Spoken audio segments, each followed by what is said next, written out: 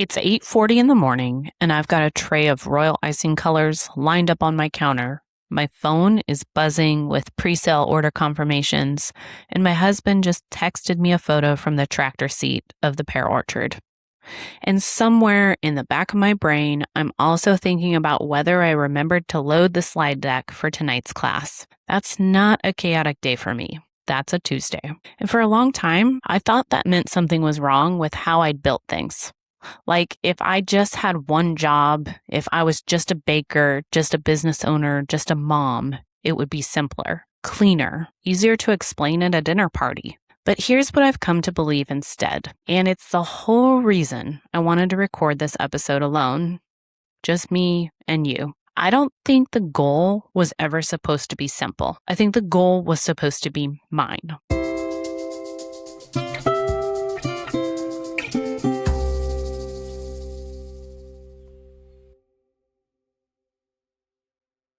Welcome back to Mixing Up Success. I'm Dani, and this is the part where I often introduce a guest and tell you how incredible they are, but not today.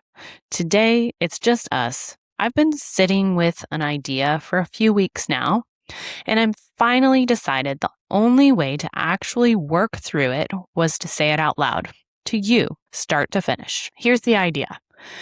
Most of the advice out there for entrepreneurs, and especially for entrepreneurial moms, is built around the assumption that there's a right way to do this, a right structure, a right schedule, a right way to scale. And I want to make the case today, using my own life as the evidence, that the businesses that actually last are the ones built around a real person's real constraints, not in spite of them. So we're going to talk about how I built my pre-sale model before I ever needed it to save me. We're going to talk about where my whole teaching philosophy actually comes from, and it's not where you'd guess. We're going to talk about the unglamorous stuff, the bookkeeping, the spreadsheets, the parts of my week that have nothing to do with flour or royal icing.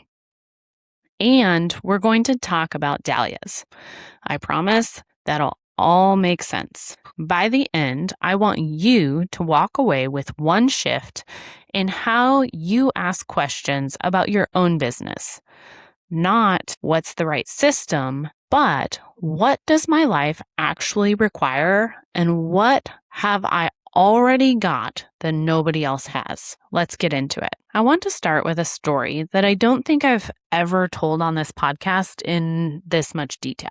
When I started building what would become Dani's kitchen shop, I made a decision that at that time felt more like a constraint than a strategy. I decided I wasn't going to produce first and hope to sell. I was going to sell first and then produce. Now, if you've been in the food business or really any kind of maker business, you know how counter to the grain that is. The instinct to build inventory, stack the case, have product ready so that when someone walks in, you can say yes.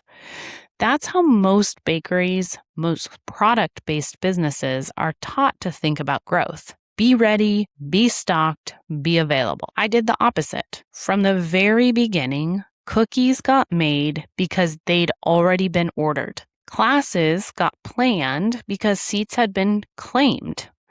And I want to be really honest with you about why. It wasn't because I had some brilliant foresight about cash flow efficiency, although that ended up being a huge benefit. It was because I knew, even before I fully admitted it to myself, that I was not going to be the kind of business owner who worked around my family. I was going to be the kind of business owner whose business worked around them. And a pre-sale model does something really specific for that. It means I'm not standing in a kitchen at 10 at night, decorating cookies nobody has committed to buying yet, just in case. It means the labor I'm putting in has already been claimed by a customer. There's no guessing. There's no gambling my evening or my Saturday morning or the time that I said I'd be at my kid's game or the hope that inventory will move. I think a lot of us build businesses reactively. We hit a wall, we burn out, We miss something we swore we'd never miss. We have the moment where we're standing in the kitchen at 11 p.m. crying over a cookie that isn't even sold yet. And then we redesign. We build the boundary after the boundary's already been crossed 100 times. I didn't want to learn that lesson the hard way, so I built the boundary in from the start. And look, I want to be really clear. This isn't a look how smart I was story. It's more that I think when you know something true about yourself early, in my case, that presence with my family was not negotiable, you can let that truth actually architect the business instead of trying to bolt it on after the business already has its own momentum. Here's the part I think is actually useful for you. Listening to this, whatever business you're building, the question isn't, should I do a pre-sale model? Maybe that doesn't even apply to what you do.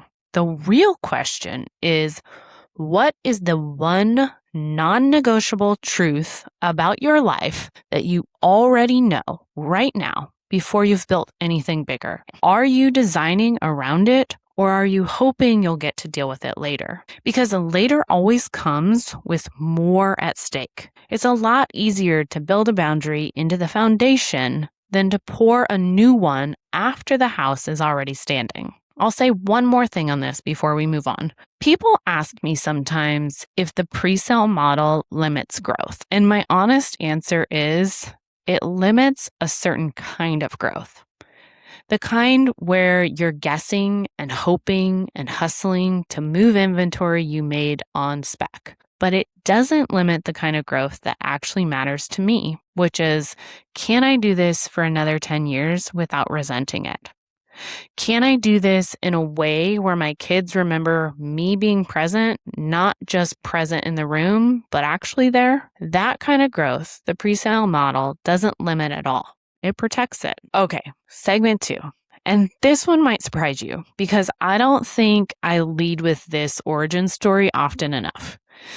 Before any of this, before the bakery, before the podcast, before a bakery of your own, I spent time in agricultural business management and in youth development work through Oregon State University Extension and 4-H.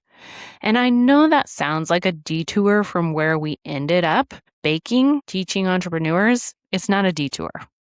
It's actually the root of almost everything I teach now. Here's what I mean. In 4-H and extension work, you are, at your core, working with young people who are wildly different. Different family situations, different resources, different strengths, different paces of learning. And your job is never to hand every single kid the same identical blueprint and expect the same result. That doesn't work. It never worked. What worked was helping each kid figure out what their project, their goal, their pathway actually needed to look like, given who they actually were and what they actually had access to. That principle, there is no single right system.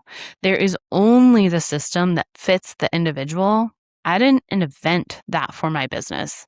I inherited it from years of watching it be true with actual kids, actual families, actual real constraints.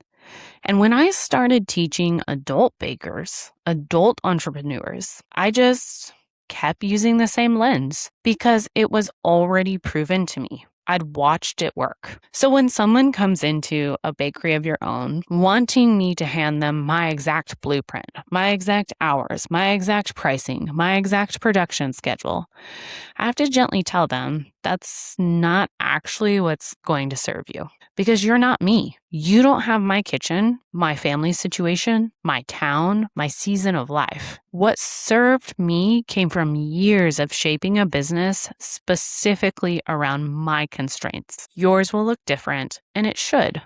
I think this is where a lot of business education quietly fails people. And I don't think it's malicious. I think it's just easier to sell a blueprint than to teach a process. A blueprint is a product. Here's exactly what I did. Now you go do it too. It's clean, it's marketable, it's easy to put on a sales page, but it also sets people up to feel like failures when their life doesn't bend the same way mine did. And that's not fair to them. What I try to teach instead, and this is genuinely harder to sell, harder to package, harder to explain in a single Instagram caption, is a 5-stage framework: dream, foundation, recipe, proof, rhythm. Not because those 5 words are magic, but because they represent the kind of questions you need to ask yourself at each stage, regardless of what your actual answers turn out to be. Dream is about getting honest about what you actually want, not what you think you're supposed to want. Foundation is about the unglamorous groundwork, the legal stuff, the financial literacy, the systems nobody wants to talk about on social media. Recipe is where you actually build your offer, your process, the thing you're going to sell. Proof is where you test it against real customers, real feedback, real money changing hands. And rhythm is where you find the sustainable pace. The pace that lets you do this in 10 years without hating it. Every single one of those stages, I'm asking the same underlying question I used to ask a 14-year-old with a 4-H rabbit project.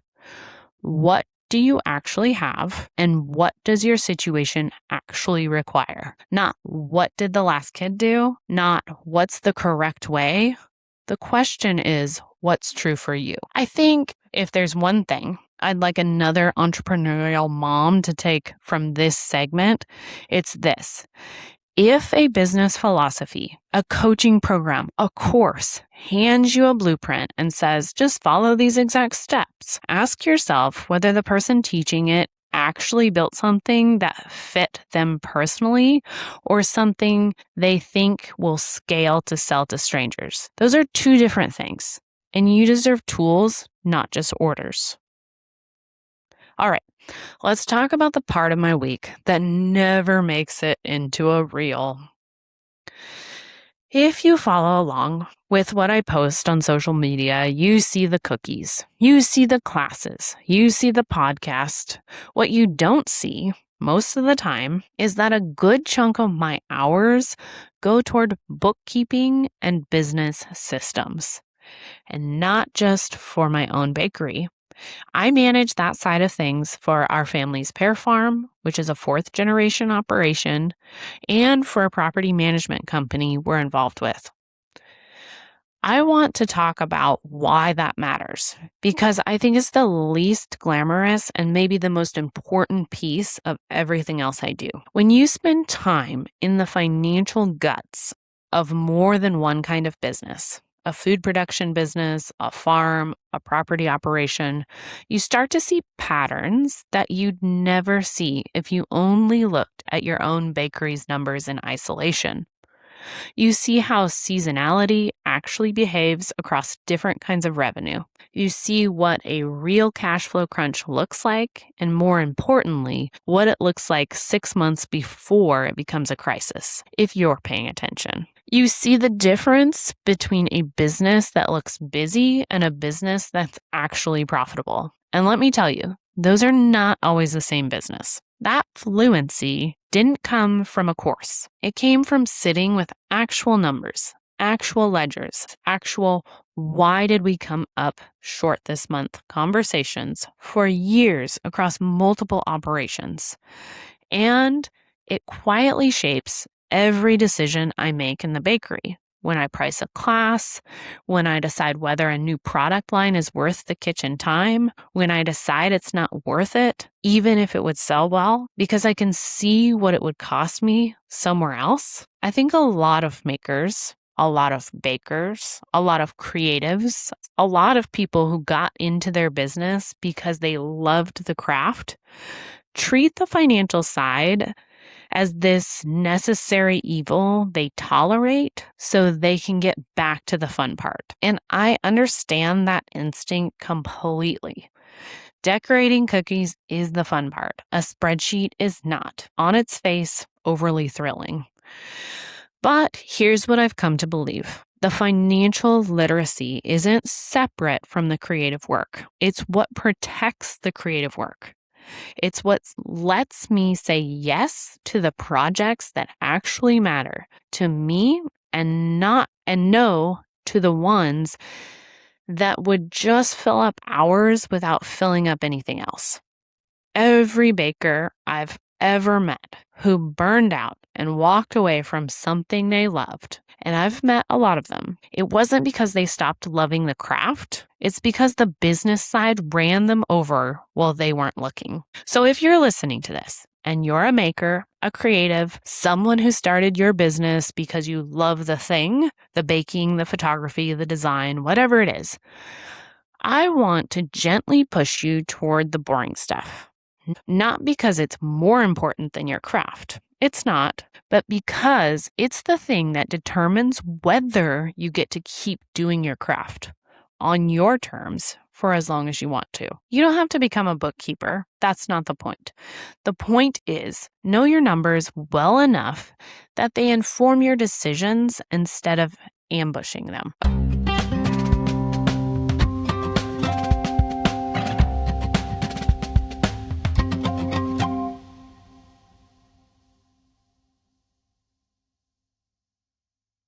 Okay, let's talk about dahlias. Every year, I plant hundreds of dahlia tubers. This is genuinely an absurd number of flowers for what started as a personal hobby. This year, I planted almost 400. I love growing them. I love the whole process, watching them come up, watching the colors show up in ways you can never fully predict, cutting them for the house. It's one of the few things I do that has absolutely nothing to do with running a business, or at least that's what I thought for a long time. Alongside the dahlias, I also have always loved photographing bees and food, small detailed stuff that most people walk past. Again, for years, that lived in the just for me category.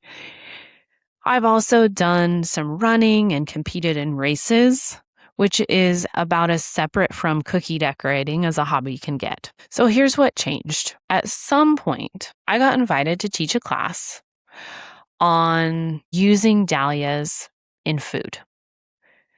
And I started thinking about candying dahlia petals. The preservation side, the food safety side, the storage side. And it hit me while I was preparing that class. This wasn't a departure from my business. This was maybe the purest example of everything I actually believe about building a business around a real life. Because that class didn't come from a market analysis. It didn't come from someone telling me candied dahlia petals are trending, you should capitalize on that. It came from years of just genuinely loving something for no reason other than loving it, and then one day realizing I actually had real teachable experience sitting right there. Food safety knowledge, preservation technique, and I trained by actual photography experience for what makes something beautiful enough to teach. All of that had been quietly accumulating in a hobby I never once thought of as content. I think this is the piece that's hardest to plan for, and maybe the most important piece of this whole episode. You cannot manufacture the kind of offer by sitting down and asking what's marketable. It only shows up after you've let yourself have interests that have nothing to do with your business plan. The dahlias were never supposed to be strategic. That's exactly why, when they finally intersected with my work, it felt so authentic because it was never engineered to be authentic. It just was. I'd guess a lot of you listening have some version of this sitting quietly in your own life right now. A skill, an obsession, a thing you do on Saturday mornings that has nothing to do with your business, that you've never once considered part of your professional identity. But I want to gently suggest you stop drawing that line so hard. Not because you need to monetize every single hobby. Please don't do that. That's a fast road to resenting the hobby too. But because sometimes the most uniquely yours offer you'll ever build is sitting in the thing you'd be doing anyway, whether or not it made $1. That's the difference between a competitive advantage and a personal one. A competitive advantage is something you built strategically to beat someone else at. A personal one is something nobody else could replicate even if they tried, because it's built out of the specific, unrepeatable combination of things you happen to love. Nobody else has my exact stack of 400 Dahlia tubers, food safety training, photography skills, and cookie business. That combination is mine. And honestly, that combination is the whole reason this podcast has an audience. So let's bring this all the way back around. We talked about the pre-sale model, building a boundary into the foundation before life forced me to. We talked about where there's no right system, only your system actually comes from, which is years of watching that be true with real kids and real families long before it ever became a business philosophy. We talked about the unglamorous financial fluency that quietly protects every creative business decision I make. And we talked about Dahlias, the reminder that the most ownable thing in your business might be sitting in a part of your life you never thought to call strategic. If I had to compress this whole episode into one shift, this is stop asking, what's the right system? There isn't one. There never was one. What there is your life. Your actual constraints, your actual non-negotiables, your actual accumulated interests and skills, some of which you probably don't even realize as assets yet. The question that's actually useful is, what does my life require right now? And what do I already have right now that nobody else has? You might already know your answer to the first half of that question. Most of us do, if we're honest. We know our non-negotiables. We just haven't always had the courage to build around them instead of apologizing for them. The second half is the one I'd sit with a little longer. What do you already have? Not what should you acquire, what's already sitting in your life right now, quietly waiting for you to notice it's actually an asset. That's the episode. Just me today, working through something I've been sitting with for a while, and I'm really glad I got to talk it through with you instead of just in my own head. If this one landed for you, I'd love to know what your version of the Dahlias is. What's the thing in your life that was never supposed to be strategic that might actually be the most uniquely yours part of your business? Send it my way. I love to read the messages.